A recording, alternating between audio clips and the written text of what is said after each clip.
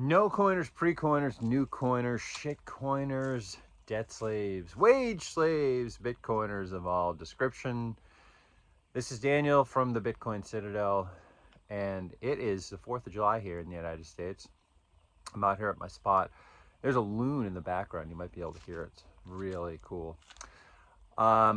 Today's video is about how being a Bitcoiner, getting started on your journey, is simple, but it's not easy. A whole bunch of ducks just flew off of the lake there. I don't know if you guys could hear that either. This is a cool morning. Sun is up, as my friend Nolan says. Bitcoin is running. And for me, all there's left to do is talk about my topic of the day. So once you understand Bitcoin and you decide you want to start your Bitcoin journey, like I said, it's simple because we know that Bitcoin is the best money that was ever invented, and it's the place we want to put our time and energy so that we can have the benefit of that time and energy in the future. The hard part about it is everything about Bitcoin makes you uncomfortable. Being in a room full of people who don't understand Bitcoin is uncomfortable. Watching the price fall, 50% or more is uncomfortable. And if you guys haven't been through a bear market yet, you'll get there. Don't listen to people who say the bear markets are over. It's not over, right? There's a lot of things in about Bitcoin that make you uncomfortable. But like Jor said the other day, and I saw it on a short on YouTube, right? So my buddy Jor, great Canadian Bitcoiner, he's the one who started the Living in the Future community, and someone said, posted a question on a show, what's the hardest thing, or I can't remember what it was. It's early in the morning. I had a few beers last night. It's 4th of July, celebrating, right? But I still got up in the morning to do my video, It's uncomfortable being on videos. You got to get used to discomfort, right? And that was his point. What was the one thing? What was his one thing? And it's like, be comfortable with being uncomfortable, or get comfortable with being uncomfortable. And I realized that really is the determining factor for whether people are Bitcoiners or not.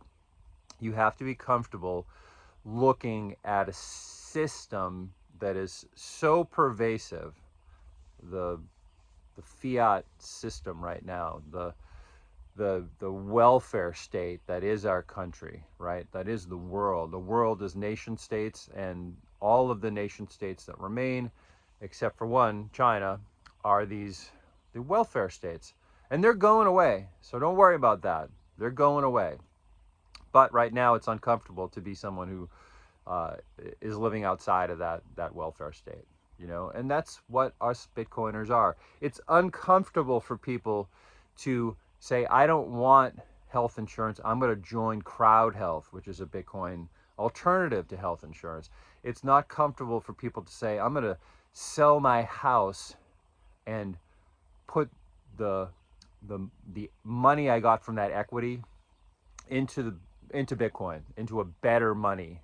And maybe I'll buy a house in a spot that I really love, and I'll build my own house sometime later, and use something like People's Reserve to get a good interest rate, and use my Bitcoin as pristine collateral. That's not comfortable doing that, right? It's not comfortable standing here and being on a video every morning. But that's the thing. If you put yourself in those uncomfortable positions over and over again, you're going to be able to do it. You're going to be able to become a Bitcoiner who can, walk that path of your Bitcoin journey.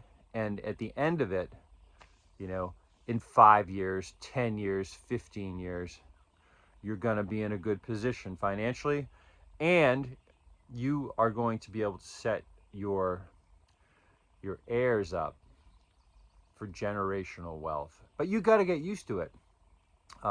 You got to get used to the discomfort that's going to be on your path along your Bitcoin journey. One of the things that's uncomfortable about Bitcoin is you have to, it's not your keys, not your cheese, right?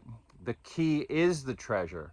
So you have to be able to guard that treasure, you know, and to carry the treasure forward. Now, fortunately, it's not like you have to guard a whole pile of gold, right? When I say things like you'll hear me say if you look at my Twitter or you listen to these videos, that Bitcoiners are natural minimalists, right? That's because you don't want to put a big target on your back. So Lambos and Rolexes and stuff like that, those aren't Bitcoin things. Bitcoiners drive around in old cars, right? And have them fixed over and over again. Bitcoiners don't dress in fancy suits. Bitcoiners don't go out to fancy restaurants all the time. Bitcoiners live a modest lifestyle. That's one of the things that Bitcoiners admire about Warren Buffett, right? He was never fancy and flashy, you know. He didn't get it about Bitcoin, but he was he had some very admirable traits, right? So prepare yourself for the discomfort, for the pain of your Bitcoin journey.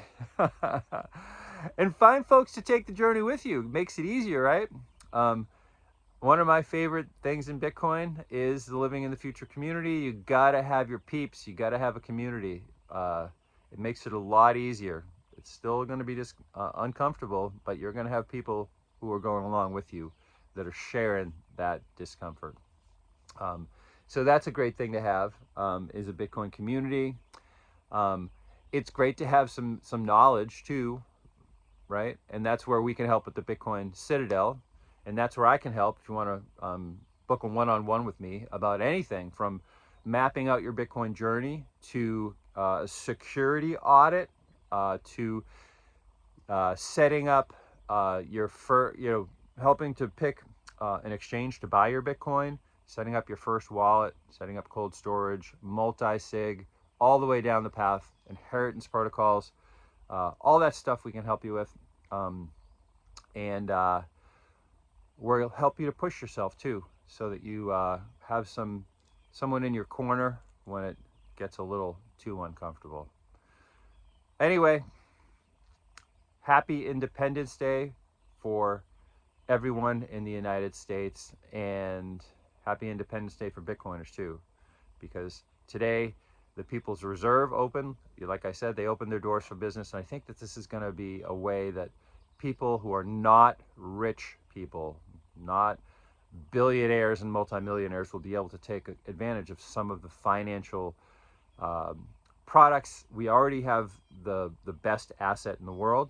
We're going to be able to take advantage of a rich person's mindset while not falling into the trap of, of being showy like a rich person, right? So we can present as a normal pleb while we have the tools to keep our Bitcoin, hold on to it, and still live our lives.